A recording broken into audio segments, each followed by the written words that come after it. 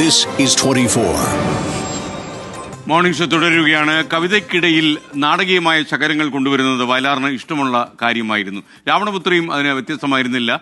എന്നിലെ കന്യകാത്വത്തെയും നശിപ്പിച്ച നരാധമ നീ മരിക്കും, എന്നിൽ നിനക്ക് പിറക്കും പെൺകിടാവിനാൽ എന്ന വേദവതിയെ കൊണ്ട് വേദവതിയുടെ ശാപവാക്കുകൾ രാവണന്റെ മേൽ പതിക്കുകയും സ്വന്തം മകൾ കാരണം രാവണന് മരണമുണ്ടായി എന്നുമാണ് വയലാർ രാവണപുത്രി സമർത്ഥിക്കുന്നത്.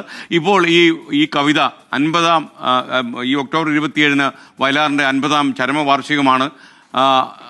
വളരെ ചെറിയ ഏതാണ്ട് 47 വയസ്സുള്ളപ്പോൾ തന്നെ അദ്ദേഹം മരണത്തിന് കിടങ്ങിയ ആളാണ്. അദ്ദേഹം തിരുവനന്തപുരത്ത് മെഡിക്കൽ കോളേജിൽ വെച്ചായിരുന്നു അദ്ദേഹത്തിൻ്റെ അന്ത്യം സംഭവിച്ചത്. അപ്പോൾ ഈ അദ്ദേഹത്തിൻ്റെ 50-ാം ചരമവാർഷികത്തോടനുബന്ധിച്ച് ഓച്ചിറ ക്ലാപ്പനയിലെ നിള കൾച്ചറൽ ഇൻസ്റ്റിറ്റ്യൂട്ട് അദ്ദേഹത്തിൻ്റെ ഈ രാവണപുത്രിയെ ബേസ് ചെയ്തുള്ള നാടകം അവതരിപ്പിക്കുന്നുവെന്ന വാർത്ത വരുന്നുണ്ട്. ഒരുപക്ഷെ ഏറ്റവും കൂടുതൽ മരണാനന്തരം വായിക്കപ്പെടുന്ന കവിയാണ് വയലാർ.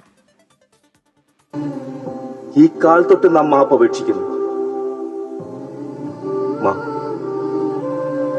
സമസ്ത അപരാധങ്ങൾക്കും മാപ്പ്. വയലാർ രാമവർമ്മയുടെ രാവണപുത്രി എന്ന കവിതയിൽ രാവണൻ യൗവനകാലത്ത് കൊടുങ്കാട്ടിൽ കണ്ട വേദവതി എന്ന കാട്ടുപെണ്ണിൽ ജനിച്ച മകളാണ് സീത എന്നാണ് കഥ. വേദവതിയുടെ ശാപത്താലാണ് രാവണനെ സീതാപതിയായ ശ്രീരാമൻ യുദ്ധത്തിൽ വധിക്കുന്നത്. വയലാറിന്റെ 50-ാം ചരമവാർഷികത്തിൽ രാവണപുത്രിയുടെ ദൃശ്യകാവ്യശില്പം അരങ്ങിലെത്തുകയാണ്. നീ സീതയെ മടക്കിക്കൊണ്ടുപോകാൻ നമ്മോട് യുദ്ധം പ്രഖ്യാപിച്ചിരിക്കുന്നു. യുദ്ധഭൂമിയിൽ വീണുകിടക്കുന്ന അസുര രാജാവായ രാവണൻ തന്റെ മകളായ സീതയെ കാണണമെന്ന അവസാന ആഗ്രഹത്തോടെ തന്റെ മുൻ പ്രവർത്തികൾ ഓർക്കുന്ന സന്ദർഭങ്ങളും ദൃശ്യകാവ്യശില്പത്തിൽ ഒരുക്കിയിട്ടുണ്ട്.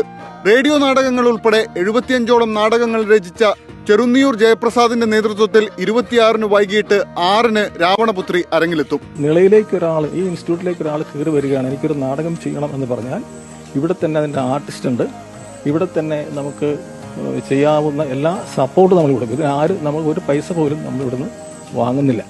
അങ്ങനെ അതിന് ബേസിക്കലി ഇവിടെ ഒരു വലിയ കമ്മിറ്റി ഉണ്ട്. ഇത് ഞാനല്ല, ഇതിനകത്ത് ബിനിലാല്, പിന്നെ ആർട്ടിസ്റ്റ് സുജാനാണ് ഇതിൻ്റെ ചെയർമാൻ. അങ്ങനെ ഒരു ജനകീയമായ രീതിയിൽ മുന്നോട്ട് പോകുന്ന ഒരു സ്ഥാപനമായി ഇത് മാറിയിട്ടുണ്ട്. അതുതന്നെയാണ് ഇതിൻ്റെ ഒരു വിജയത്തിൻ്റെ സാധ്യതയും. പുതിയ സാങ്കേതിക വിദ്യകൾ ഇതിൽ പൂർണ്ണമായി ഉപയോഗിച്ചിട്ടുണ്ട്. ക്ലാപ്പനയിലും പരിസര പ്രദേശങ്ങളിലുമുള്ള സാധാരണക്കാരെ ഉൾപ്പെടുത്തിയാണ് ദൃശ്യകാവ്യശില്പം അരങ്ങിലെത്തിക്കുന്നത്. കൊച്ചിൻ ഷിപ്പ്യാർഡിലെ മുൻ എഞ്ചിനീയറായിരുന്ന ചെറുന്നിയൂർ ജയപ്രസാദ് കഴിഞ്ഞ 4 പതിറ്റാണ്ടായി നാടകരചനയിലൂടെയും സീരിയൽ രചനയിലൂടെയും ലഭിച്ച വരുമാനത്തിന്റെ ഒരു ഭാഗം ഉപയോഗിച്ചാണ് ക്ലാപ്പനയിൽ ഗാർഡൻ തിയേറ്ററും അനുബന്ധ സംവിധാനങ്ങളും നിർമ്മിച്ച് സൗജന്യ പരിശീലനം ആരംഭിച്ചത്.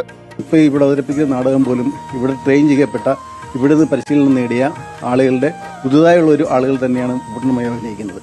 അത്തരമൊരു നാടക സങ്കല്പത്തിനെ, തിയേറ്റർ നാടക സങ്കല്പത്തിനെ